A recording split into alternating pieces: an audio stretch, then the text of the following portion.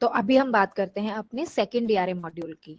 सबसे पहले इस वीडियो में आज हम कवर करने वाले हैं डीआरए में हमारे जितने भी सेक्शंस आते हैं।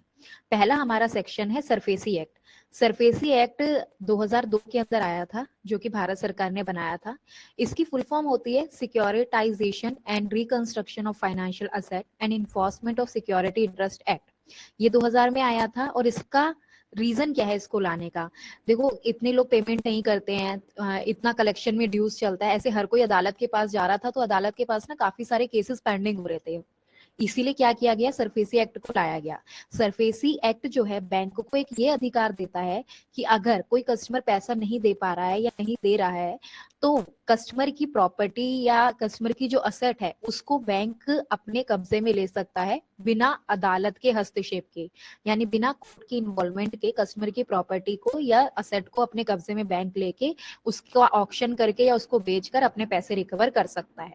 इसलिए सरफेसी एक्ट लाया गया था। ठीक है। सरफेसी एक्ट में जब कोई चीज नीलाम होती है तो जितना बैंक का लोन होता है उतना पैसा बैंक अपने पास रखता है, और बचा हुआ जो रिमेनिंग पैसा होता है, अगर वो उससे ज्यादा में जा रही है, अमाउंट से ज्यादा में वो असेट जा रही है, तो बचा हुआ पैसा कस्टमर को वापस किया जाता है। सरफेसी एक्ट में एक प्रोसीजर होता है कस्टमर की किसी भी असेट को कब्जे में लेने का। वो ये होता है, सबसे पहले तो अगर कस्टमर ने पैसा देने के लिए कि वो नहीं दे पाता, उसकी कंपनी को अपने कब्जे में कर लो, तो उसमें सबसे पहला क्या होता है, कस्टमर को राइटिंग में एक नोटिस भेजा जाता है। बैंक ऑथराइजेशन डीआरए भेज सकता है, या मतलब जो बैंक ने ऑथराइज किया हुआ है जिस डीआरए को, वो भेज सकता है या बैंक भेज सकता है। तो रिटर्न में एक नोटिस जाता है जिसमें कस्टमर को बताया जाता है कि आप ये पैसा पे नहीं कर रहे हो बैंक का, जिसकी वजह से आपकी जो ये असेट है बैंक अपने कब्जे में ले लेगा। उसके बाद जब भी कोई चीज कब्जे में लेने जाता है बैंक, तो फिर वहां के लोकल पुलिस थाने में इन्फॉर्म करता है कि इस कस्टमर की इस असेट को बैंक अपने कब्जे में ले रहा है क्योंकि इसने लोन की पेमेंट नहीं करी है। और जब कोई चीज को कब्जे में लेता है तो उस टाइम पर दो इंडिपेंडेंट गवाहों का वहां पर होना, दो विटनेस का होना वहां पे जरूरी होता है, ताकि वो गवाही दे सके कि मतलब कस्टमर ने कोई बदतमीजी तो नहीं की या फिर बैंक वालों ने कोई बदतमीजी तो नहीं की उसके साथ। तो ये सरफेसी एक्ट का प्रोसीजर होता है। ऐसा नहीं है सरफेसी एक्ट में सिर्फ बैंक को ही अधिकार दिए गए, कुछ राइट कस्टमर के पास भी है। वो क्या है होते हैं, borrowers can remit the dues and avoid losing their security. मतलब अगर बैंक ने कस्टमर की असेट को अपने कब्जे में ले लिया और अगर उसकी सेल नहीं करी है, तो कस्टमर के पास तब तक ये ऑप्शन है कि वो बैंक का लोन वापस करके अपनी सिक्योरिटी, अपनी असेट को वापस ले सके। ठीक है। Borrower will get compensation for the default of an officer. अगर बैंक वालों से कोई गलती हो जाती है या कोई दिक्कत होती है, तो उसमें जो मतलब उसका कंपनसेशन है वो कस्टमर को दिया जा सकता है। SARFAESI act section 17 provide that borrowers can approach the debt recovery tribunal to rectify their grievances against the creditor और ऑथराइज्ड ऑफिसर। और सरफेसी एक्ट में सेक्शन 17 जो है वो बोरोअर को ये भी अथॉरिटी देता है कि अगर उसकी कोई शिकायत है तो वो डीआरटी, डेट रिकवरी ट्रिब्यूनल के पास भी जा सकता है। अब हम आ जाते हैं हमारे सेकंड टॉपिक पे, negotiable instrument act. Negotiable instrument act के अंदर 3 डॉक्यूमेंट आते हैं, चेक, प्रॉमिसरी नोट और बिल ऑफ एक्सचेंज। इसमें सबसे ज्यादा जो हम बात करेंगे वो बात करेंगे चेक के बारे में। चेक क्या होता है, तो as per section 6 of negotiable instrument act 1881, cheque क्या है, एक निगोशिएबल इंस्ट्रूमेंट है जिसमें कि ये डायरेक्शन होती है कि एक ड्रॉर जो है पेई को कितना अमाउंट कौन से अकाउंट से पे कर रहा है। इसके अंदर कुछ सेक्शन होते हैं जिनके बारे में आपको पता होना चाहिए। सबसे पहला होता है section 31। Section 31 mandate to follow customer instruction. मतलब सेक्शन 31 ये कहता है कि अगर सपोज बरखा का अकाउंट है स्टेट बैंक ऑफ इंडिया में और मेरे इंस्ट्रक्शन फॉलो करना स्टेट बैंक ऑफ इंडिया के लिए जरूरी है क्योंकि मैं उसकी अकाउंट होल्डर हूँ। इंस्ट्रक्शन इन द सेंस मेरे अकाउंट से रिलेटेड इंस्ट्रक्शन अगर मैं कोई देती हूँ, मैं कोई चेक दे रही हूँ या मैं अपने अकाउंट से कोई यूटिलिटी बिल की पेमेंट के इंस्ट्रक्शन दे रही हूँ, वो सब। Section 131 to follow the instruction of the customer payee bank. मतलब जो कस्टमर का जिसको पे करने वाला है, सपोज बरखा रेखा को पे करने वाली है तो रेखा पे ही हो गई यहाँ पे, तो रेखा का जो बैंक है उसके इंस्ट्रक्शंस को भी बैंक फॉलो करेगा। मतलब हो सकता है रेखा का बैंक बोलते कि अभी आप ट्रांजेक्शन मत करो, रेखा के अकाउंट में लीन लगा है, रेखा का अकाउंट फ्रीज है, तो उस सिचुएशन में बैंक क्या करेगा, ट्रांजेक्शन रोक देगा। ठीक है। Section 138 default of cheque applicable to insufficient fund. अगर कोई चेक अपर्याप्त निधि यानी कि इनसफिशिएंट फंड यानी कि अकाउंट में उतने पैसे ना होने की वजह से बाउंस हो जाता है, तो उस पे सेक्शन 138 लगता है। सेक्शन 138 138 एक बहुत ही इंपॉर्टेंट सेक्शन है। सेक्शन 138 एक लौता ऐसा एक्शन है पूरी बैंकिंग इंडस्ट्री के अंदर, बैंकिंग रेगुलेशन एक्ट के अंदर, जिसके अंदर कि अगर कोई चेक बाउंस हुआ तो कस्टमर के ऊपर सीधा क्रिमिनल ऑफेंस का केस, क्रिमिनल ऑफेंस यानी कि आपराधिक मामले के अंडर वो केस रजिस्टर्ड होता है, सिविल ऑफेंस में नहीं होता है। इसके अंदर क्या होता है, अगर कोई चेक बाउंस हुआ तो जिसको उस चेक से पेमेंट जानी थी उसके पास 30 दिन का टाइम होता है कोर्ट में कंप्लेंट कराने का। 30 दिन के अंदर अंदर वो कोर्ट में कंप्लेंट करा सकता है। अगर वो 30 दिन के बाद कंप्लेंट कराता है तो सेक्शन 142 ये कहता है कि 30 दिन के बाद की गई किसी भी कंप्लेंट पे कोर्ट कोई एक्शन नहीं लेगा। तो जिसको पैसा जाना था, सपोज बरखा को रेखा को पेमेंट करनी थी लेकिन बरखा का चेक बाउंस हो गया, तो रेखा के पास 30 दिन का टाइम है कंप्लेंट करने का। अगर 30 दिन के अंदर कंप्लेंट हो जाती है तो कोर्ट के अंदर समरी पेश करनी होती है अकाउंट की कि कहाँ पे चेक बाउंस हुआ है एज अ एविडेंस, जो कि सेक्शन 143 में लिखा हुआ है। ठीक है, और अगर समरी पेश कर दी जाती है तो उसके बाद सेक्शन 144 के अकॉर्डिंग क्या होता है, समन भेजे जाते हैं। यानी कि रेखा ने समरी पेश कर दी कि उसके अकाउंट में पैसे नहीं आए, चेक बाउंस हो गया, तो मेरे को यानी कि बरखा के पास समन आ जाएंगे, कोर्ट मेरे को बुलाएगा। उसके बाद section 145, in case of delay of the case complaint can give evidence on, इसका एफिडेविट, इसका मतलब ये होता है कि अगर केस को देरी हो रही है, बार बार मतलब तारीखें पड़ रही हैं, तो रेखा यानी कि जिसने कंप्लेंट की है उसके पास ये ऑप्शन होता है कि वो अपनी जो बयान को है वो एक एफिडेविट पे लिख कर दे दे और एफिडेविट को जमा करा दे कोर्ट में, ताकि बार बार उसके बयान के लिए कोर्ट उसको ना बुलाए। तभी बुलाए जब क्रॉस एग्जामिनेशन की जरूरत हो, यानी कि बातचीत की जरूरत हो, अदरवाइज नहीं। ठीक है, चेक में कितनी पार्टीज इन्वॉल्व होती हैं, तो चेक में 3 पार्टीज इन्वॉल्व होती हैं। ड्रॉर जो चेक पे साइन करता है, यानी कि अगर बरखा को पेमेंट करनी है तो बरखा चेक पे साइन करेगी तो वो अकाउंट होल्डर है, ड्रॉर है। ठीक है, the bank on which the cheque is drawn, मतलब कि मेरा एसबीआई बैंक का अकाउंट है, मैं एसबीआई बैंक का चेक बना रही हूँ, तो एसबीआई बैंक यहाँ पे ड्रॉई है। और पेई बैंक हो गया जैसे कि जिसको पेमेंट करनी है, यानी कि बरखा को अगर रेखा को पेमेंट करनी है तो रेखा का जो बैंक होगा वो पेई बैंक होगा। ठीक है, आगे हम चलते हैं इंडियन कॉन्ट्रैक्ट एक्ट 1872 पे। ये बहुत इंपॉर्टेंट कॉन्ट्रैक्ट एक्ट, बहुत इंपॉर्टेंट है। क्यों है? क्योंकि इससे रिलेटेड काफी चीजें पेपर में पूछी जाती हैं। सबसे पहले तो ये पता होना चाहिए डिफिकल्ट बोरोअर कौन होता है। देखो, डिफिकल्ट बोरोअर वो होता है जो पैसा दे सकता है पर देना नहीं चाहता। ठीक है, तो कई बार ये भी पेपर में होता है। फिर डीआरए की कॉलिंग और विजिट टाइम आपसे पूछ सकते, सुबह 8 बजे से शाम के 7 बजे तक की टाइमिंग है, ये भी आपको पता होना चाहिए।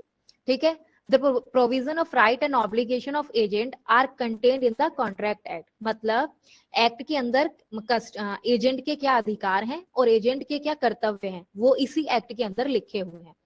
एन एजेंट कैन नॉट सब डेलीगेट हिज अथॉरिटी अनलेस, मतलब कि एक एजेंट जो है अपनी अथॉरिटी किसी और बंदे को नहीं दे सकता, कब तक? जब तक कि वो किसी स्पेसिफिक कॉन्ट्रैक्ट में प्रिंसिपल से परमिटेड ना हो, या फिर जो एस्टेब्लिश ट्रेड प्रैक्टिसेस हैं अभी मार्केट के अंदर उसके अंडर परमिटेड ना हो। ठीक है, under no circumstances DRA to use physical और वर्बल वायलेंस, मतलब कि कस्टमर के साथ कोई भी हिंसा जैसी गतिविधियों का प्रयोग या फिर कोई भी अपशब्द जैसे अपशब्दों का प्रयोग नहीं करना है। On which principle the debt recovery collection policy is based, को कौन किस सिद्धांत के ऊपर कलेक्शन की पॉलिसी बनी हुई है? तो सबसे पहले डिग्निटी एंड रिस्पेक्ट, कस्टमर की आपको रिस्पेक्ट करनी है, एक फेयर ट्रीटमेंट रखना है, प्रत्यक्ष व्यवहार करना है। ऐसा नहीं है कि पार्शियलिटी करो एक कस्टमर के साथ तो दूसरे के साथ, मतलब एक को आप भर रहे हो और एक के साथ बड़ा नॉर्मल बात कर रहे हो, तो वो चीज नहीं रखनी है। कटसी रखनी है कस्टमर के साथ। कस्टमर को पेमेंट के लिए प्रमोट करना है, परसुएड करना है, यानी कि प्रेरित करना है पेमेंट करने के लिए, ना कि आपको कस्टमर को थ्रेटन करना है, धमकाना है, ऐसा कुछ नहीं करना। कस्टमर के डेटा की इंफॉर्मेशन को आपको प्राइवेट रखना है। आप किसी को भी कस्टमर के अलावा कस्टमर की डिटेल शेयर नहीं करोगे जब तक कि आपके पास कस्टमर का कंसेंट नहीं होगा। ठीक है, if a borrower who has defaulted and does not pay his dues and does not take your call, you don't find him at corresponding address, मतलब कस्टमर को आप कॉल कर रहे हो नहीं उठा रहा है, कस्टमर के एड्रेस पे आप विजिट करो नहीं मिल रहा है, तो ऐसी सिचुएशन में आप क्या कर सकते हो, बैंक के साथ जाके कस्टमर की प्रोफेशनल रेफरेंसेस या पर्सनल रेफरेंसेस से बात कर सकते हो। लेकिन ऐसा सिर्फ आपकी डीआरए बुक में लिखा है, बट आरबीआई इसको भी अलाउ नहीं करता है कि आप थर्ड पार्टी के साथ मतलब रेफरेंस के साथ इंटेरोगेट करो कस्टमर की। ठीक है, नेक्स्ट हम इसी एक्ट में कंटिन्यू करते हैं आगे। Any action by the DRA, मतलब अगर आप कोई भी इस जो भी एक्शन या जो भी आपके राइट या जो भी चीजें कानून में लिखी गई हैं, कॉन्ट्रैक्ट एक्ट में या prevention of money laundering act में लिखी गई हैं, इनको आप ना तोड़ नहीं सकते हो। अगर आप तोड़ोगे तो आपके ऊपर बैंक भी एक्शन ले सकता है, आरबीआई भी एक्शन ले सकता है और लीगल एक्शन भी आपके पास हो सकता है। The customer ask you to waive the dues, मतलब कस्टमर ने आपको बोला मेरा लोन आप वेव कर दो, खत्म कर दो, बंद कर दो, मैं पैसा नहीं दे सकता, तो आप कस्टमर को सीधा बोलोगे कि आपको कस्टमर का लोन वेव करने के पास आपके पास कोई अथॉरिटी नहीं है, ये सिर्फ और सिर्फ बैंक कर सकता है। तो कस्टमर बैंक से इस बारे में बात करे, आप बस उसकी एक इंफॉर्मेशन बैंक तक ये पहुंचा सकते हो। How important for the recovery agent to follow banking code, तो बहुत इंपॉर्टेंट है। देखो वेरी स्ट्रिक्टली आपको ये फॉलो ही करने होते हैं। अगर आप फॉलो नहीं करोगे तो जैसे कि मैंने अभी आपको ऊपर बताया कि आरबीआई भी एक्शन ले सकता है, बैंक भी ले सकता है और लीगल एक्शन भी हो सकता है। डीआरए की ड्यूटी क्या होती है, तो डीआरए की ड्यूटी मतलब कि exercise reasonable care and skill recovery function, guideline जो इशू करता है। तो मतलब आपको डीआरए को किस तरीके से कलेक्शन करनी होती है, क्या स्किल्स उसके अंदर होनी चाहिए, क्या चीजें उसको यूज करनी है। तो जैसे कि अभी भी मैंने ऊपर भी आपको बताया था कि आरबीआई जो आपके लिए पॉलिसीज बना रहा है, जो आईबीए की मॉडल पॉलिसी है, इंडियन बैंक एसोसिएशन की जो मॉडल पॉलिसी है, वो आपको फॉलो करनी है। और उसके अलावा ये जो मैं आपको एक्ट पढ़ा रही हूँ, इसमें जो चीजें लिखी हुई है वो आपको फॉलो करनी है कलेक्शन करते time. After engaging in the DRA prime duty towards, मतलब अगर आप डीआरए हो जाते हो और बैंक आपको अथॉरिटी दे रहा है कि आप कलेक्शन कर सकते हो, तो बैंक की प्राइम रिस्पॉन्सिबिलिटी ये होती है कि जितने भी डिफॉल्टिंग डेटर्स हैं, जिनकी डिटेल आपको दी जा रही है कलेक्शन के लिए, उन कस्टमर के पास भी इंफॉर्मेशन जाए बैंक की तरफ से कि कौन उनके पास कलेक्शन करने आने वाला है। क्योंकि फाइनेंशियल मैटर है, फ्रॉड हो सकते हैं मार्केट में, तो कस्टमर को पता होना चाहिए किसे उसे पैसा देना है और किसे नहीं देना है। Before making telephone call DRA should, अगर आप कस्टमर को कॉल कर रहे हो कलेक्शन के लिए, तो कुछ चीजों का आपको ध्यान रखना होता है उससे पहले, कि पहले तो आप ऑथराइज हो या नहीं कलेक्शन करने के लिए उस कस्टमर से। दूसरा, आपकी डिटेल कस्टमर के पास गई है या नहीं, उसको पता है या नहीं कि उसको कहाँ से कॉल आने वाला है। तो ये कुछ चीजें होती है जो कि मॉनिटर आपको ध्यान रखनी होती है टेलीफोन कॉल करने से पहले या विजिट करने से पहले। उसके बाद यही आगे हम कंटिन्यू करते हैं, which is regular date recovery process defined under model policy. मतलब इसमें आपसे ये पूछना चाह रहा है कि जनरली कौन सा प्रोसेस रिकवरी में फॉलो किया जाता है। रिकवरी इन द सेंस जो बिल्कुल ही आप बकेट 7 के बाद या 8 के बाद जो करते हो एक तरह से, तो इसमें सबसे पहला जो होता है रिकवरी थ्रू कॉम्प्रोमाइज होता है, यानी कि जो आप अपनी भाषा में यूज करते हो सेटलमेंट वर्ड। तो ज्यादातर जो आपकी रिकवरी सेटल्स होती है वो होती है सेटलमेंट के थ्रू, जिसको बैंकिंग लाइन में कॉम्प्रोमाइज बोला जाता है। What would be attitude of DRA during recovery, तो मतलब कैसा आपको अपना बर्ताव रखना है कलेक्शन करते टाइम। तो आपको अपना व्यवहार अंडरस्टैंडेबल रखना है कि आप कस्टमर को समझ रहे हो, और पेशेंस रखनी है कस्टमर के सामने। कस्टमर अगर आपको कुछ बोल रहा है या समझा रहा है तो आपको सुनना है पहले कस्टमर को, फिर उस पर अपनी प्रतिक्रिया देनी है, अपना मतलब रिप्लाई देना है। और वो रिप्लाई बहुत ही प्रोफेशनल होना चाहिए, मतलब कर्टसी वाला होना चाहिए, फेयर होना चाहिए। ठीक है, उसमें परसुएशन यानी कि कस्टमर को पेमेंट करने के लिए प्रेरित करने जैसे शब्द होने चाहिए, ना कि धमकाने वाले शब्द होने चाहिए। फंक्शंस क्या होते हैं डीआरए के, तो बड़े सिंपल से फंक्शन होते हैं। कस्टमर से कलेक्शन करना ड्यूज का, जो कि उसका बकाया है, उसकी रिपोर्टिंग करना कि कौन सा कस्टमर पेमेंट दे रहा है, कौन सा नहीं दे रहा है, नहीं दे रहा है तो उसका रीजन क्या बता रहा है, उसकी रिपोर्टिंग अपने प्रिंसिपल को करना। और तीसरा, जितना भी आपने कैश कलेक्ट किया है उसको बैंक में जमा कराना। An agent bound to render proper account to submit, मतलब जितना भी आप कलेक्शन करते हो, मनी कलेक्शन वगैरह करते हो, कैश कलेक्शन, वो सारा का सारा पैसा आपको बैंक को सबमिट करना होता है according to section 215 of Indian contract act 1872। तो आपसे पूछ सकता है कि किस एक्ट में ऐसा लिखा है कि डीआरए को सारा पैसा जो है वो रिमिट करना होता है प्रिंसिपल को। तो सेक्शन 215 इंडियन कॉन्ट्रैक्ट एक्ट 1872 में लिखा है। These rules and regulation apply to both bank and employ. हाँ देखो, बैंक के जो एम्प्लॉय उन पे भी अप्लाई होता है और रिकवरी एजेंट पे भी अप्लाई होता है। DRA should follow recovery policy and procedure stated in agreement, मतलब आपको क्या चीजें फॉलो करनी है। तो पहला तो जो एग्रीमेंट मेंशन है, दूसरा आईबीए की पॉलिसी जो है, और तीसरा आरबीआई के डायरेक्टिव्स जो है, तो ये आपको फॉलो करने होते हैं ड्यूरिंग कलेक्शन। अब हम बात करते हैं prevention of money laundering act की। इसको हिंदी में धन शोधन निवारण अधिनियम बोलते हैं। ये एक्ट 2005 में आया है, मतलब बना 2002 में था, लागू 2005 में हुआ है।